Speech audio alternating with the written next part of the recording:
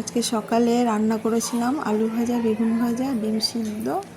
আর এখানে এটা হচ্ছে মেয়ের ভাত, আলু সেদ্ধ আর ঘি দেবো সঙ্গে। এখানে করেছি দেখো নিম বেগুন ভাজা, আর এটা হচ্ছে আমার ভাত। আগে আমি আমার মেয়েকে একটু নিম বেগুন ভাজা দিয়ে ভাত দেব, দেখি ও কী করে। অল্প একটু দেবো মুখে,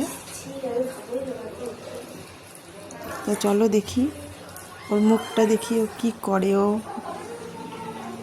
দেখো আগে থেকে দেখো লুকাচ্ছে, দেখি হাঁ কর, ছাড় ওকে, ছাড়। মুখটা দেখো কেমন, দেখি মুখটা দেখি। কিছুতে এগুলো খেতে চায় না, তেতো জিনিসটা পছন্দ করে না, কিন্তু আমি তো এখন ওকে একটু খাওয়াবোই। এগুলো দেখো মুখটা।